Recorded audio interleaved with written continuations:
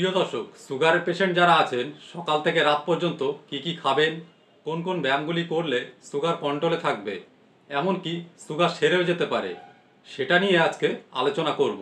আমি আপনাদেরকে এটা বলবো না যে আপনি এটা খেতে পারবেন না, সেটা খেতে পারবেন না। আপনি সবই খেতে পারবেন। কিছু কিছু জিনিস আছে যেগুলো পরিমাণে বেশি খাওয়া যাবে এবং কিছু কিছু জিনিস আছে যেগুলো পরিমাণে কম খেতে হবে। আমার কাছে আছে ডায়াবেটিস পেশেন্টের একটি ডায়েট চার্ট, যে ডায়েট চার্টটি আপনাদের সঙ্গে শেয়ার করব। পারলে আপনারা ডায়েরি বার করে লিখেও নিতে পারেন। প্রথমে আপনাদেরকে বলি, আপনারা একদমই টেনশন করবেন না। আপনারা মন খুলে হাসুন, আনন্দে থাকুন। সাইকেলিং করুন, রানিং করুন, সাঁতার করুন, হাঁটাহাঁটি করুন। আসুন প্রথমে ব্যায়ামগুলো দেখে নিন। প্রিয় দর্শক, আপনারা সাঁতার করুন, রানিং করুন, সাইকেলিং করুন। তার সঙ্গে সঙ্গে আমি যেসব ব্যায়ামগুলো দেখাচ্ছি, এই ব্যায়ামগুলো আপনারা মাস্ট করবেন। সুগারকে কন্ট্রোল করার জন্য সবথেকে ভালো ব্যায়াম হচ্ছে মুন্ডুকাসন। মুন্ডুকাসন কিভাবে করতে হয় আপনাদেরকে একবার দেখিয়ে দিই। প্রথমে বজ্রাসনে বসবেন, তারপর হাত দুটোকে মুঠ করবেন, এই বুড়ো আঙুল দুটো ভেতরে রাখবেন। ভালো করে দেখুন, এবার ভেতরে রাখবেন, রেখে নাভির দুই পাশে হাত দুটিকে রাখবো। তারপরে ইনহিল এক্সিল, শ্বাস নেব, তারপর শ্বাস ছাড়তে ছাড়তে ধীরে ধীরে মাথাটাকে সামনের দিকে ঝোঁকাবো।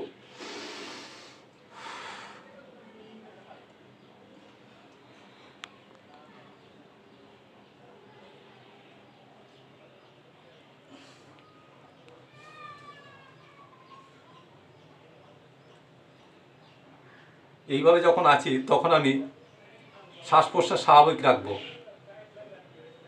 এবং প্রথম 1 মিনিট করে 3 বার করব। তারপরে প্র্যাকটিস হয়ে গেলে আপনারা 5 মিনিট করে করবেন। প্র্যাকটিস হয়ে যাওয়ার পর 5 মিনিট একবার করলেই যথেষ্ট।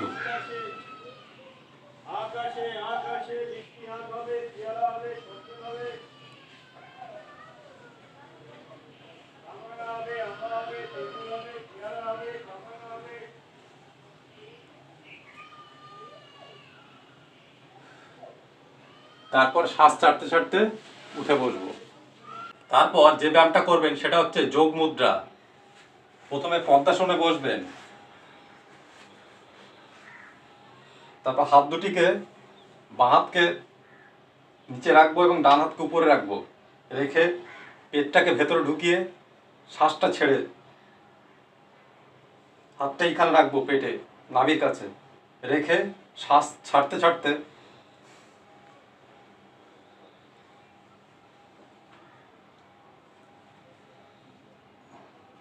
কপালটাকে মাটিতে ঠেকাবো।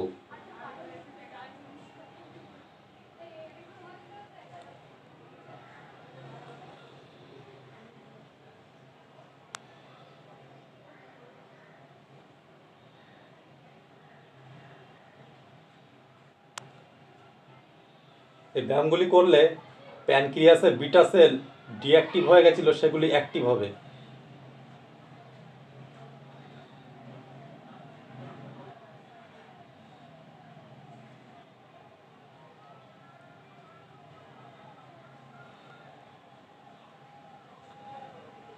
নেক্সট যে ব্যায়ামটি করতে হবে সেটি হচ্ছে শোষকাসন। প্রথমে বজ্রাসনে বসতে হবে, তারপর শ্বাস নিতে নিতে হাত দুটিকে মাথার উপরে তুলব,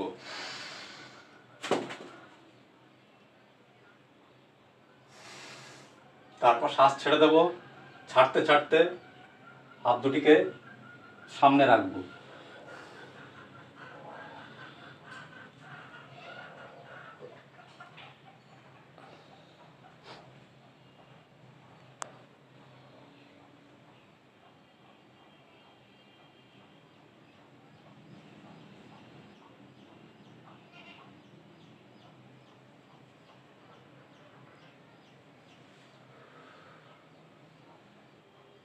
তারপর শ্বাস ছাড়তে ছাড়তে উঠে বসবো।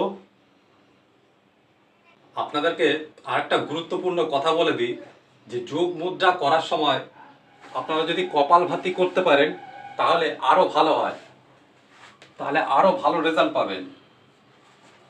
বজ্রাসনে বসে হাত দুটিকে যেটা দেখালাম আগে যোগ মুদ্রা,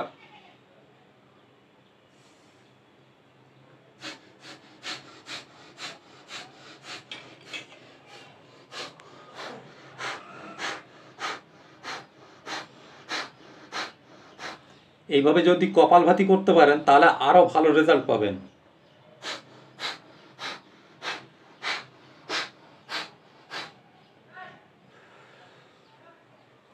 তবে হাই প্রেশার যদি থাকে তাহলে কিন্তু কপালভাতি ধীরে ধীরে করতে হবে, ফাস্ট করা যাবে না।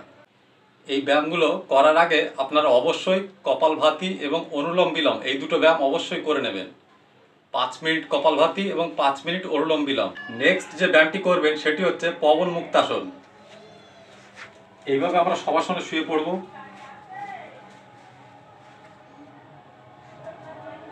তারপর হাত দুটিকে এইভাবে রাখবো, রেখে মাথাটাকে উপরের দিকে তুলব।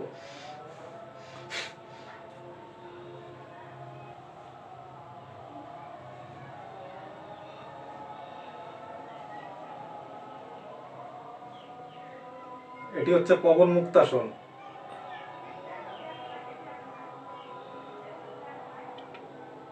পবন মুক্তাসন করার সময়ও আপনারা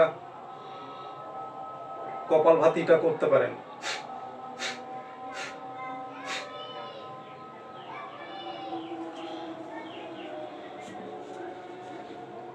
আপনার যে প্যানক্রিয়াসের বিটা সেলগুলি ডিঅ্যাক্টিভ হয়ে গেছিল, এই ব্যায়ামগুলি করলে প্যানক্রিয়াসের বিটা সেলগুলি অ্যাক্টিভ হবে, ফলে সুগার কন্ট্রোল করতে সুবিধা হবে। এবার আসুন সকাল থেকে রাত পর্যন্ত খাবারের ডায়েট চার্টটি জেনে নেওয়া যাক। প্রতিদিন রাত্রিরে 1 গ্লাস জলে 1 চামচ মেথি ভিজিয়ে রাখবেন। সকালবেলা একটি মেথি দানা চিবিয়ে খেয়ে সেই জলটুকু খেয়ে নেবেন।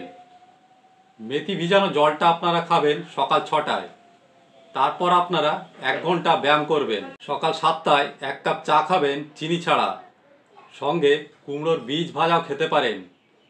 এবং আপনারা যদি খোঁজ নেন তাহলে মার্কেটে দেখবেন অনেক আয়ুর্বেদিক বিস্কুট পাওয়া যায়। এই বিস্কুট আপনারা 1টা থেকে 2টো খেতে পারেন, অথবা ছোলা ভেজানো খেতে পারেন। ছোলা ভেজানো যদি না খান তাহলে ছাতু খেতে পারেন। 20 গ্রাম ছাতু পেঁয়াজ লঙ্কা দিয়ে ভালো করে মেখে খেতে পারেন। একদিন ছোলা ভেজানো খেতে পারেন, একদিন ছোলার ছাতু খেতে পারেন। সপ্তাহে 4 দিন চা খান, 3 দিন কফি খান। এইভাবে অল্টারনেট করে করে খান। এটা তো গেল সকাল 7টার খাবার। এবারে আসি 9:30 থেকে 10টার খাবারে। 9:30 থেকে 10টার খাবারে আপনারা একটি মাঝারি আকারের রুটি খেতে পারেন, তবে ময়দার আটার যেন না হয়। অনেকে কি করেন, ময়দার আটা রুটি খান।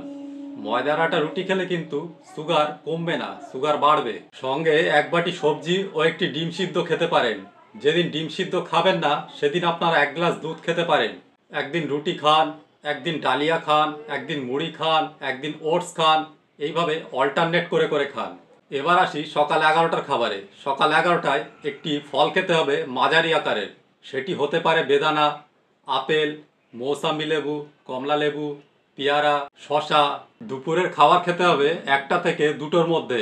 প্রথমে আপনারা স্যালাড খাবেন, শশা, গাজর, টমেটো, পেঁয়াজ, লঙ্কা, লেবু ইত্যাদি দিয়ে স্যালাড বানিয়ে খাবেন। তারপরে 40 গ্রাম চালের ভাত খাবেন। যদি ভাত না খান তাহলে মাঝারি সাইজের 2টি রুটি খেতে পারেন। সঙ্গে 1 বাটি ডাল। বিভিন্ন ধরনের ডাল, এক এক দিন এক এক ধরনের ডাল খাবেন, অথবা ডাল মিশিয়ে খাবেন। মুগ ডাল, মুসুরির ডাল, বিভিন্ন রকম ডাল মিক্স করে খেতে পারেন। সবজি খাবেন 1 বাটি। একদিন মাছ খাবেন 30 গ্রামের, অথবা মাংস খাবেন। পনির 25 গ্রাম, সয়াবিন 15 গ্রাম। মানে এক এক দিন এক এক রকমের জিনিস খাবেন। একদিন সয়াবিন খেলেন, একদিন পনির খেলেন, একদিন মাছ খেলেন। তবে মাংসটা কিন্তু চিকেন হতে হবে, খাসির মাংস নয়। খাসির মাংস আপনি মাঝে মধ্যে অকেশনে খেতে পারেন, তবে সেটা চর্বি ছাড়া খেতে হবে। দুপুরে প্রতিদিন আপনি টক দই খেতে পারেন। এবার আসি সন্ধ্যার খাবারে। সন্ধ্যায় 1 কাপ চা খাবেন চিনি ছাড়া। তার সঙ্গে ছোলা ভাজা খেতে পারেন, অথবা চিড়ে ভাজা খেতে পারেন, তবে তেল দিয়ে ভাজা নয়। গম ভাজা খেতে পারেন, ওটস খেতে পারেন। রাতের খাবারটা হবে দুপুরের খাবারের মতো, তাই আর নতুন করে বললাম না। এবার বলি যেসব শাকসবজিগুলি আপনারা কোনো চিন্তা ভাবনা ছাড়াই খেতে পারবেন, সেগুলি হচ্ছে পটল, ঝিঙে, চিচিঙ্গা, চাল কুমড়ো, ঢ্যাঁড়স, করলা, পেঁপে, বেগুন, বাঁধাকপি, লাউ, ফুলকপি, মটরশুঁটি, বিনস, থোড়, ডুমুর, সজনের ডাঁটা, গাজর, মূলো, সব ধরনের শাকসবজি। এবার বলি যেসব ফলগুলি আপনারা কোনো চিন্তাভাবনা ছাড়াই খেতে পারবেন সেগুলি হচ্ছে মৌসামি লেবু, বাতাবি লেবু, কমলা লেবু, কালো জাম, জামরুল, পাতিলেবু, ডাবের জল, আমড়া, তরমুজ, খরমুজ, ফুটি, পেয়ারা, আপেল ইত্যাদি। এবার বলি যেসব সবজিগুলি আপনাদেরকে পরিমাণে কম খেতে হবে সেগুলি হচ্ছে আলু, রাঙা আলু, ওল, কচু, বিট, এঁচোড়, কুমড়ো। এবং যেসব ফলগুলি আপনাদেরকে পরিমাণে কম খেতে হবে সেগুলি হচ্ছে আতা, আনারস, বেল। বেলটা হচ্ছে মিষ্টি বেল, মিষ্টি বেলটা পরিমাণে কম খেতে হবে, নাশপাতি ইত্যাদি। তবে একটি ফল একদমই আপনাদেরকে খেতে বারণ করব, সেটি হচ্ছে পাকা কলা। কয়েকটি শুকনো ফলের নাম বলছি, এইগুলি আপনারা একদমই খাবেন না। সেগুলি হচ্ছে খেজুর, কিশমিশ, নারকেল। সকল ধরনের মিষ্টি যেমন চিনি, গুড়, বাতাসা, মিশ্রি, থামস আপ, লিমকা, তেলে ভাজা, এগুলি কিন্তু আপনাদের অবশ্যই অ্যাভয়েড করতে হবে। সবথেকে গুরুত্বপূর্ণ কথা হচ্ছে প্রতিদিন রান্নায় আপনারা 15 থেকে 20 ml তেল ব্যবহার করতে পারবেন, অর্থাৎ মাসে 500 থেকে 600 ml তেল ব্যবহার করতে পারবেন, এর বেশি নয়। এবং একটি কথা মাথায় রাখবেন, যখনই জল তেষ্টা পাবে তখনই জলের মধ্যে একটু পাতিলেবু দিয়ে সেই জল খাবেন। এই ভিডিওটি দেখার পর খুব সহজে আপনারা আপনাদের ডায়েট চার্ট বানাতে পারবেন। প্রিয় দর্শক, আশা করি ভিডিওটি আপনাদের অনেক উপকারে আসবে। ভিডিওটি যদি একটু ভালো লেগে থাকে তাহলে একটি লাইক করবেন, কমেন্ট করবেন এবং আমাদের চ্যানেলটিকে সাবস্ক্রাইব করবেন নতুন নতুন ভিডিওর আপডেট পেতে। সুস্থ থাকবেন, ভালো থাকবেন, দেখা হবে পরের ভিডিওতে। ধন্যবাদ।